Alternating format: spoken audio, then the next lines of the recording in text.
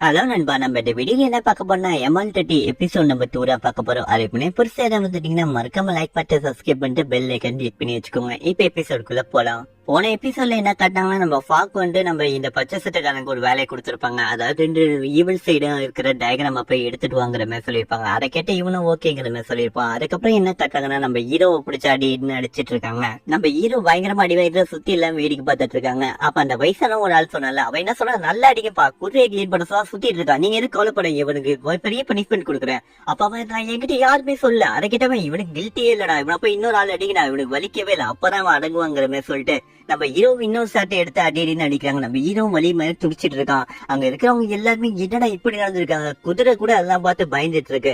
பேலஸோட owner சொன்னல, இவ அடிவாங்க எல்லாம் பார்த்து ரசிச்சிட்டு இருக்கா. இவ சரியான ஈவில் சைடா தான் இருப்பா. அந்த வயசானவங்க நல்லா அடிக்கிறாங்கிற மாதிரி சொல்லிட்டு இருக்கா. இவன் சிரிச்சிட்டு இருக்கான். நம்ம ஹீரோ வலி தாங்க முடியாது கஷ்டப்பட்டு இருக்கான். அப்ப நம்ம ஹீரோக்கு ஒரு சின்ன பிளாஷ்பேக் மாதிரி வருது. பிளாஷ்பேக்ல அவங்க அப்பாவை தான் காட்டுறாங்க. அவங்க அப்பா என்ன சொல்லியிருப்பாங்கன்னா, என் வாழ்க்கை ஃபுல்லா நான் கஷ்டப்பட்டு அதை வச்சு, அதான் நான் ஒரு சர்வெண்டா வேலைக்காரனா வந்து இவ்வளவு நாள் கஷ்டப்பட்டேன். என்னோட கஷ்டம் நீ என் புள்ளைய இருக்கிறதால நீ வேலைக்காரனே இருக்குன்னு அவசியம் இல்ல. நீ வேலைக்காரனா இருக்கிறதோட ஒரு பிச்சைக்காரனா இருக்கிறது எனக்கு பெருமையா இருக்கு. நான் சாவு போறேன்னு எனக்கு தெரியும். அதெல்லாம் கிட்ட நம்ம ஹீரோ, நான் கண்டிப்பா வேலைக்காரனா இருக்க மாட்டேப்பா, ஒரு நாள் நான் ஒரு மாஸ்டரா மாறுவேன்ப்பா, கல்டிவேஷன் பண்ணி என்னால முடியும்பாங்கிற மாதிரி அந்த இடத்துல சொல்லியிருப்பான். அதெல்லாம் நம்ம ஹீரோ நினைச்சு பார்த்து, அப்பா என்னால முடியல, இன்னும் வழியை தாங்கிட்டு இருக்கேன், நான் இப்ப பிச்சைக்கு வேலைக்காரனா இருக்கணும், பிச்சைக்காரனா இருக்கணும் கூட ஆசைப்படுறேன். ஆனா இந்த இடத்த விட்டு என்ன வெளில போக முடியலப்பா, நானும் கஷ்டப்பட்டு போராடிட்டு இருக்கேன், இந்த இடத்துல தாக்கே பிடிக்க முடியலப்பாங்கிற மாதிரி சொல்லிட்டு நம்ம ஹீரோ வழியா துடிச்சிட்டு இருக்கான். இது எல்லாத்தையுமே அவங்க எல்லாமே ரசிச்சிட்டு இருக்காங்க. நம்ம ஹீரோ கண்டின்னு அடிச்சு தள்ளி விடுறாங்க.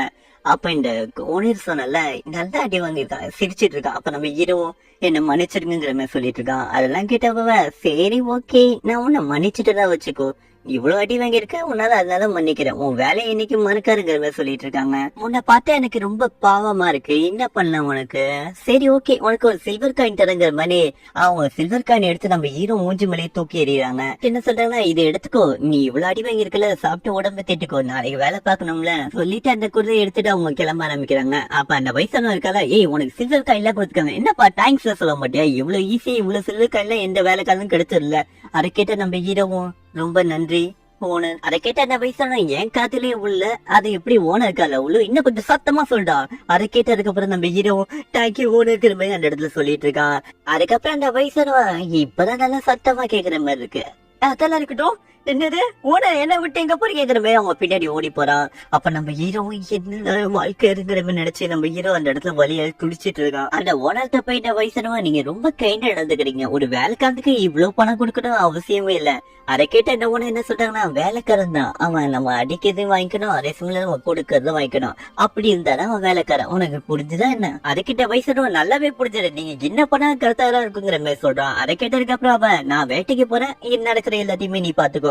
அதை கேட்டதுக்கு அப்புறம், ஓகே இது என்னோட பெரிய வாய்ப்பு, நான் இந்த நீங்க வர வரை இந்த இடத்த நான் பாத்துட்டு வயசான சொல்லிட்டு இருக்கான். அந்த ஓனர் அந்த இடத்த விட்டு கிளம்பி போனா, பத்திரமா பாத்துக்கோங்க, பத்திரமா போயிட்டு வாங்குங்கிற மாதிரி சொல்லி வழி அனுப்பி விடுறான்.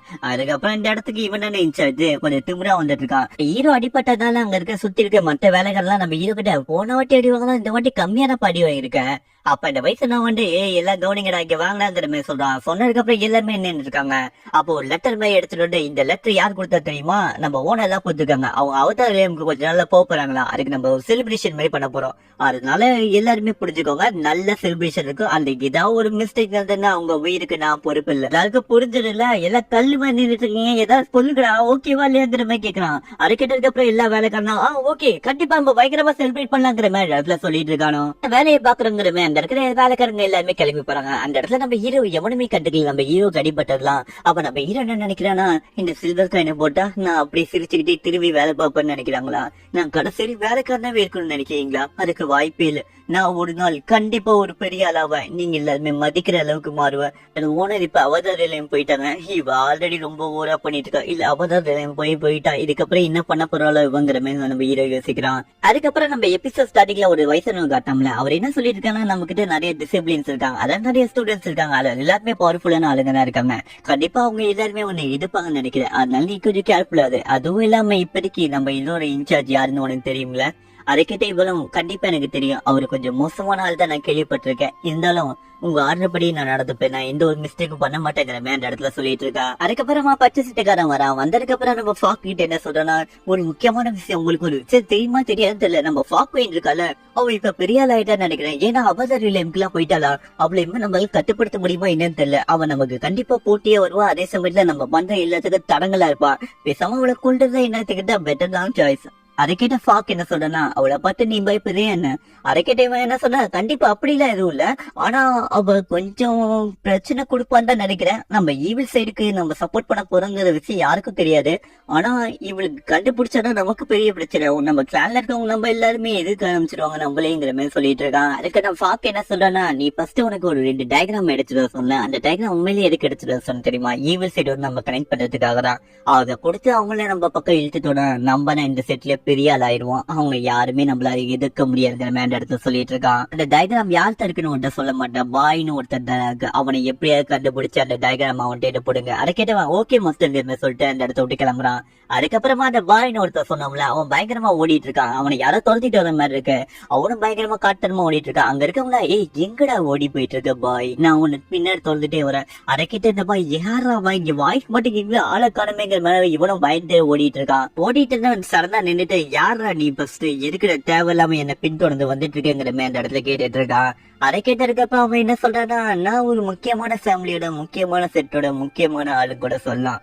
அதை கேட்டதுக்கப்புறம் யாரா ஃபர்ஸ்ட் நீ வெளில வணங்குற மாதிரி இந்த பாய் சொல்லிட்டு இருக்கான். அதுக்கு இன்னொருத்த என்ன சொல்றா, அப்படின்னா நீ கொஞ்சம் பின்னாடி திரும்பி வருவோம், பின்னாடிதான் நான் இருக்குங்கிற மாதிரி சொல்றான். அதை கேட்டதுக்கு அப்புறம் இவன் என்ன பண்றான்னா திரும்பி பாக்குறான். அந்த பாய் யாருன்னு பார்த்தா அந்த மாஸ்டர் ஒருத்தர் சொன்னோம்ல, அவன் தான் இடத்துக்கு வந்திருக்கான். அவன் வண்டி என்ட்ரி ஆனதுக்கு அப்புறம் அவன் என்ன சொல்றானா, டேய் நீ எங்கேயும் ஓடி போக முடியாதுடா கண்ணா.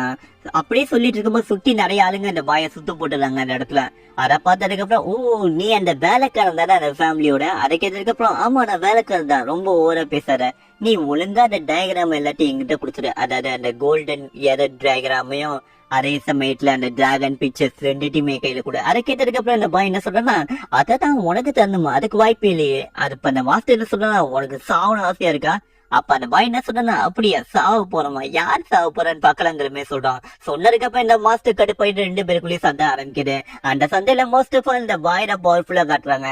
இந்த பாய் பயங்கரமா அடிச்சு இந்த மாஸ்டர் தள்ளி விட்டுறான். அப்ப அவன் காத்து சொல்லிட்டு பாய் என்ன சொல்றா, நீ எவ்வளவு பவர்ஃபுல்னு சொன்னாங்க, ஆனா நீ ஒரு யூஸ்லெஸ் ஆகிட்டியா? அதை கேட்டதுக்கு அப்புறம் நீ நல்லா பேசுறாங்கிற மாதிரி சொல்லிட்டு திரும்பி அட்டாக் பண்ண வரான் காலை. ஆனா நம்ம பாய் ஈஸியாவே எல்லா அட்டாக்கையும் டாக்டர் பண்ணி இவனே அடிச்சு தள்ளி விடுறான். அப்ப அந்த மாஸ்டர் என்ன சொல்றா, நீ 10th ரிலேமுக்கு போயிட்டியா, என்னால நம்ப முடியல, அதனால தான் நீ எனக்கு பவர்ஃபுல்லா தெரியுதுங்கிற மாதிரி சொல்லிட்டு இருக்கான். அந்த சுத்தி இருக்கவங்க அம்பு மாதிரி விட்டு இந்த பாயை முடிச்சு விடலாம் பாக்குறாங்க.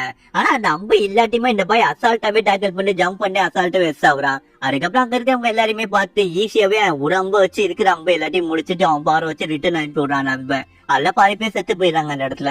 அதுக்கப்புறம் இன்னும் பார்த்தா நிறைய பேர் வந்து அட்டாக் பண்ணிட்டே இருக்காங்க. அதெல்லாம் பார்த்ததுக்கு அப்புறம் பாய் இவங்க எல்லாரையும் லைட்டா அடிச்சு விட்டு ஓட ஆரம்பிக்கிறான். அதை பார்த்தா இந்த மாஸ்டர் என்ன சொல்றானா, நீ அவ்வளவு சீக்கிரம் ஓடி போக முடியாது, முன்ன நான் விட மாட்டேன், அந்த டயக்ராம் எங்களுக்கு வேணுங்கிற மாதிரி சொல்லிட்டு இவனும் அவன் பின்னாடியே ஓட ஆரம்பிக்கிறான். அதுக்கப்புறமா நம்ம ஹீரோரா காட்டாங்க. நம்ம ஹீரோ சீக்கிரட்டாவே ட்ரைனிங் எடுத்திருக்கான். ஏன்னா அவன் வேலைக்காரனா இருந்தாலுமே இந்த இடத்துல ட்ரைனிங் எல்லாம் இருக்கக்கூடாதுங்கிற மாதிரி நம்ம ஹீரோக்கு ஒரு ரூல்ஸ் இருக்கும். அதனாலதான் நம்ம ஹீரோ தனியா வந்து அவன் ட்ரைனிங் எல்லாம் எடுத்துட்டு இருக்கான். நம்ம ஹீரோ முடிஞ்ச அளவுக்கு ட்ரை பண்ணி மாடல் எல்லாம் பண்ண ட்ரை பண்ணலாம். ஆனா நம்ம ஹீரோ முடியல, ஏன்னா நம்ம ஹீரோக்கு அவ்வளவு வலி ஏற்பட்டிருக்கேன்.